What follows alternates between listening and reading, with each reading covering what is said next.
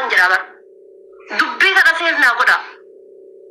Gaafa isin viidiyoo makii gabbaatanii ibsaan viidiyoo kanaafi makii dhiisee an kiristaanan ta'an.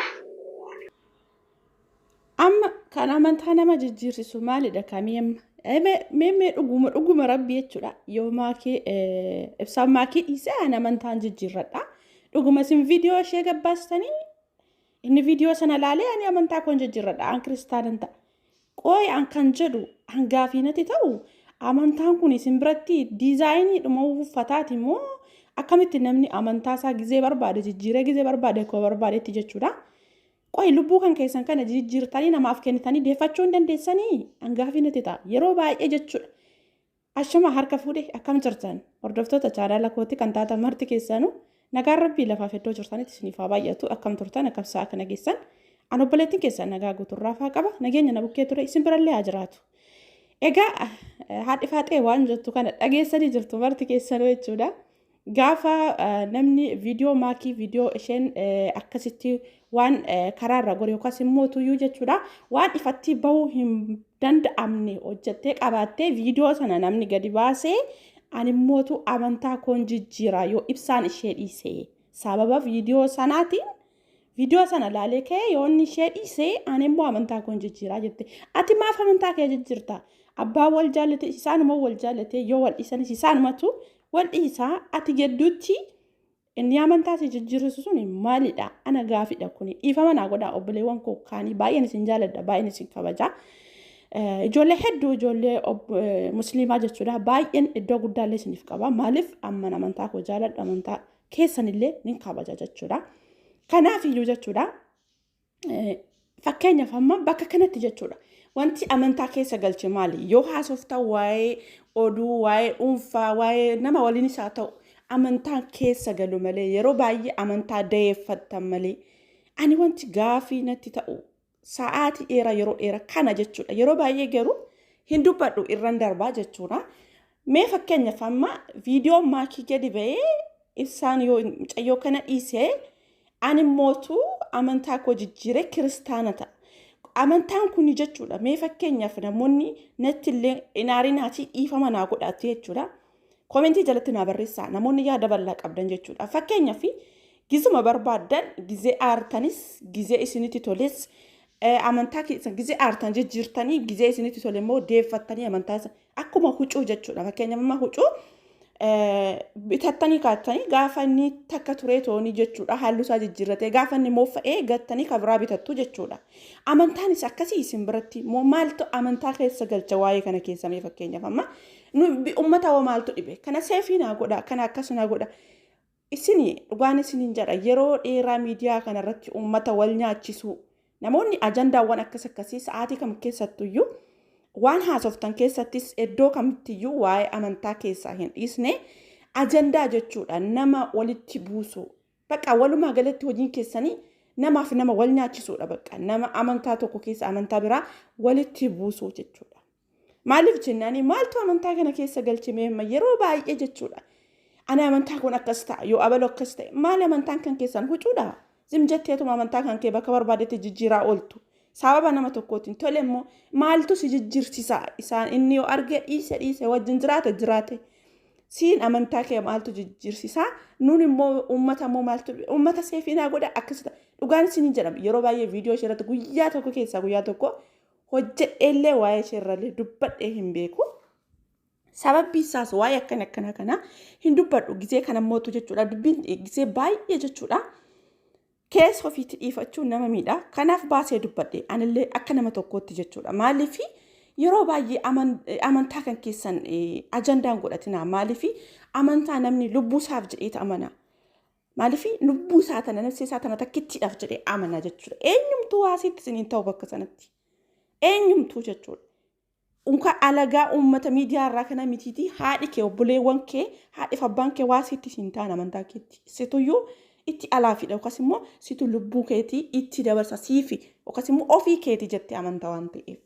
Kanaaf iyyuu jara baay'ee jechuudha yeroo baay'ee tarii isin saadii sanatti jechuudha maaliif isinitti barateera wantoota akkanaa kana ajandaa godhachuu isinitti barateera waan ta'eef dubbachuu malee dubbichi booda garamitti akka deemu isinitti mul'achuu dhiisuu danda'a. Garuu immoo waan haasoftanis waan kam keessattuu yoo wanti amma isin irratti haasoftan kuni waa'ee amantaadhaan wudiddirii oofan yookaas immoo amantaa walqixa oofanii miti jechuudha.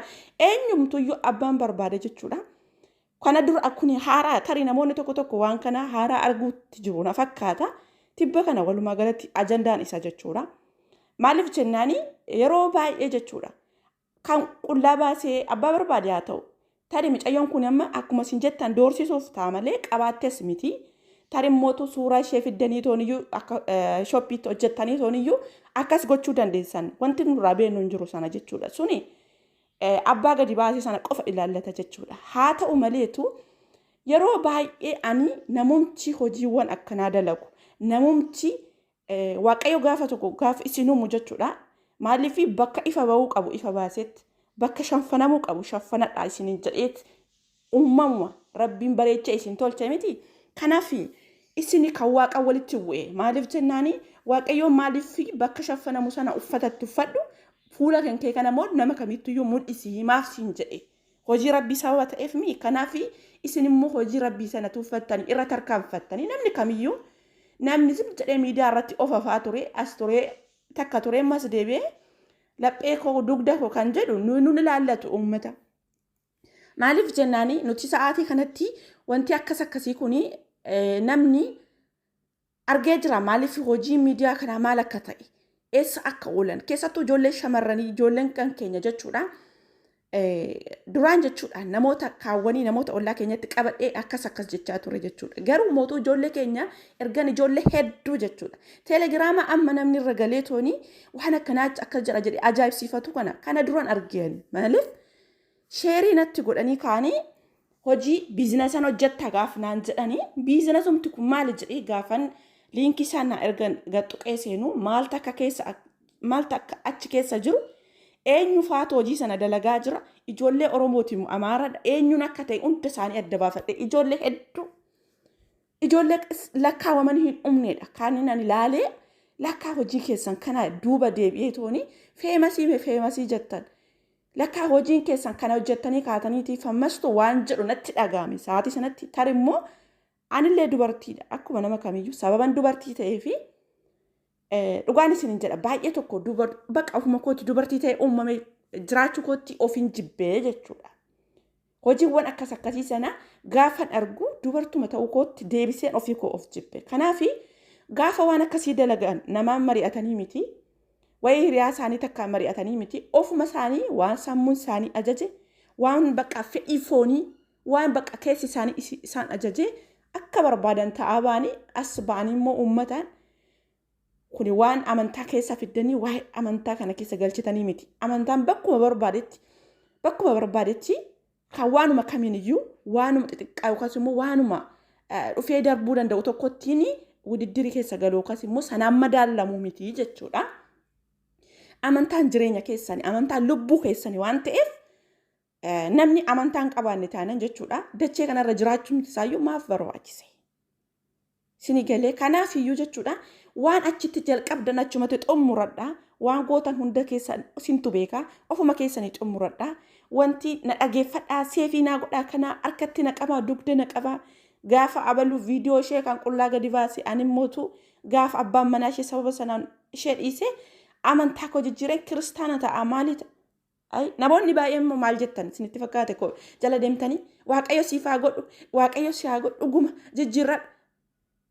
Dhugaan isinin jedha baay'isee isinin taazzabe jechuudha. Kanaaf warra faayidaa dhuunfatiif faayidaa dachee kanaatiif fedhii foonitiif qofa zim jedhee amantaa kamiyyuu jechuudha. Maaliif jennaani ani amma maaliif akkas jettee osoo hin taane bakkatti amantaa madaalamuu qabu miti wanti suni jechuudha. Maal ishee dhibee yoo inni ishee dhiise ishee maaltu amantaa jijjiirsise jedhee gaafii kan natti ta'e. Kanaaf namoonni jala deemtanii akkas jechan suni isin taazzabe'anii jechuudha. Kanaaf yeroo baay'ee jechuudha wanta harkaa keessanii katabdan boru dhiibbaa guddaa akkasin irraan gahu beekaa. Amantaa keessan irratti rakkoo akkasinitti fidu. Fillafiitii ifaan ifatti baasee waan kana gooteef rakkoon sirra ga'e jedhee miti waaqayyoon kan sitti himu jechuudha.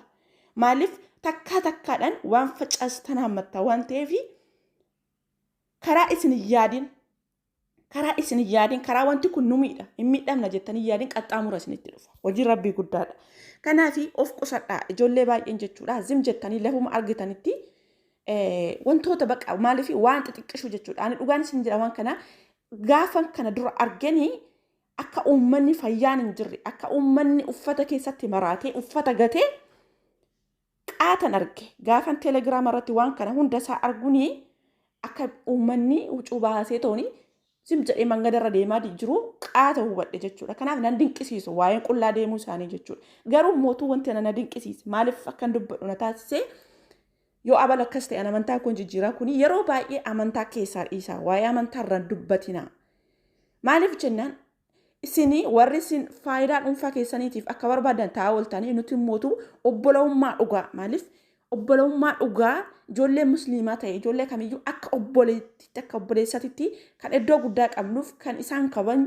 kan nu kabajan kan wajjin nyaannee dhugnu kan wajjin oollee gallu baay'ee qabna isaan sana moo dhabuu hin barbaannu sababa akka keessan kanaatiin jechuudha isaan sana dhabuu hin barbaannu tasumayyuu jechuudha maaliif isaanillee amma amantaa isaanii kabajan kan keenya kabaju nullee kan isaanii hin kabajnaa jechuudha maaliif namni silumayyuu nama akka si kabajuu barbaadde dursi ati nama kabajii jedha kanaafi namoonni akkasii hojii akkanaa dalagdan silumayyuu hojii keessanii itti fuftanii jirtu kanaaf immoo namoota hedduu sababii kanaanii ijoollee baay'een jechuudha dhaxxanii warri koomentii faadhaa sana barreessitanii achi jalatti katabdan jechuudha obboleewwan keessan baay'ee jaalattan hin dhabinaa hin dogoggorinaa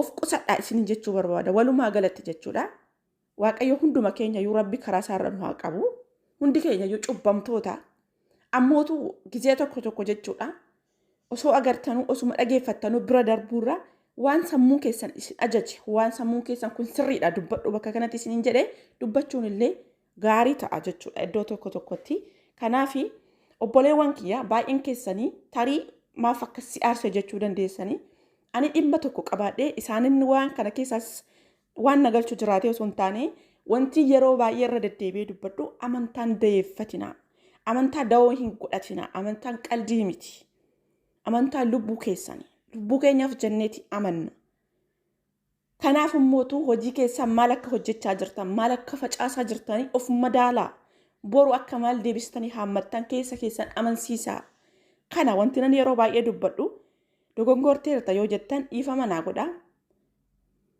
namoonni immootu yaada bal'aa qabdan koomentii jalatti yaada keessan naaf qoodaa nagaan naaf tura turtii gaariin isiniin jedha waaqayyo hunduma keenya yoo nu haa qajeelchu rabbi karaa isaarra nu haa qabu maaliif jennaani namni tokko bal'eesse jettanii tooni yeroo baay'ee abaaruurra waaqayyo si haa qajeelchu waaqayyo karaa isaarra isaan haa qabu jechuutu irra caala santurra filatamaadha jechuudha kanaaf waaqayyo karaa isaarra isaan haa qabu isaan haa qajeelchuun jedha turtii gaarii nagaan naaf tura